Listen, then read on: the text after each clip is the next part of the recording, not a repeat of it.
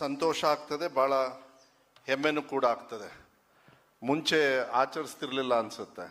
ಆದರೆ ಒಬ್ಬ ಶಿಕ್ಷಣ ಸಚಿವನಾಗಿ ಇಡೀ ಭಾರತ ದೇಶಕ್ಕೆ ಶೈಕ್ಷಣಿಕವಾಗಿ ಹೆಚ್ಚು ಒತ್ತನ್ನು ಕೊಟ್ಟಿರ್ತಕ್ಕಂಥ ಒಬ್ಬ ಮಹಾನ್ ವ್ಯಕ್ತಿಯ ಹುಟ್ಟುಹಬ್ಬದ ಅಂಗವಾಗಿ ಶಿಕ್ಷಣ ದಿನಾಚರಣೆಯನ್ನು ಶಿಕ್ಷಣ ಸಚಿವನಾಗಿ ಮಾಡೋದಕ್ಕೆ ಭಾಳ ಹೆಮ್ಮೆ ಅನ್ನೋದನ್ನ ಈ ಸಂದರ್ಭದಲ್ಲಿ ನಾನು ಹೇಳಲಿಕ್ಕೆ ಇಷ್ಟಪಡ್ತೀನಿ.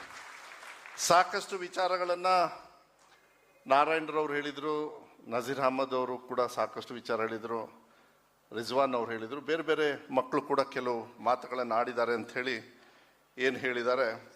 ನಾನು ಹೆಚ್ಚು ಉದ್ದಕ್ಕೆ ಭಾಷಣ ಮಾಡ್ಕೊಂಡು ಹೋಗೋದಿಲ್ಲ. ನಾನೊಬ್ಬ ಶಿಕ್ಷಣ ಸಚಿವನಾಗಿ ನಾನು ರಿಜ್ವಾನ್ ಅವ್ರಿಗೆ ಹೇಳಲಿಕ್ಕೆ ಇಷ್ಟಪಡ್ತೀನಿ. ಯಾರ್ಯಾರು ಅಗರ್ವನ್ನು ಕೊಟ್ಟಿದ್ದಾರೆ ಮೌಲಾನಾ ಅಬ್ದುಲ್ ಕಲಾಂ ಅವರಿಗೆ, ಯಾರ್ಯಾರು ಅಗರ್ವನ್ನು ಕೊಟ್ಟಿದ್ದಾರೆ ಅವರೆಲ್ಲ ಒಂದು ಬೌಂಡ್ರಿ ಹಾಕ್ಕೊಂಡಿದ್ದಾರೆ. ಅವರು ಒಂದು ಜಾತಿ ಧರ್ಮ ಅಂತ ಹೇಳಿ ಇಡೀ ಭಾರತ ದೇಶದಲ್ಲಾಗಲಿ ಯಾವುದೇ ದೇಶ ಉದ್ಧಾರ ಆಗಬೇಕಂದ್ರೆ ಬೌಂಡ್ರಿ ಲೆಸ್ ಇರ್ತಕ್ಕಂಥ ಯಾವ್ದಾರು ಸಬ್ಜೆಕ್ಟ್ ಇದ್ರೆ ಅದು ಎಜುಕೇಷನ್ ಮಾತ್ರ. ಅದಕ್ಕೆ ಎತ್ತಿದ ಕೈಯನ್ನು ಇವತ್ತು ಮೌಲಾನಾ ಅವರು, ಆಜಾದ್ ಅವರು ಇಟ್ಕೊಂಡಿದ್ದಾರೆ ಅಂತೇಳಿ ನಾನು ನಜೀರ್ ಅಹಮದ್ ಅವ್ರಿಗೆ ನೆನ್ಪು ಮಾಡಲಿಕ್ಕೆ ಇಷ್ಟಪಡ್ತೀನಿ. ನಮ್ಮ ತಂದೆಯವರು KCP ಮಾಡಿದ್ರು.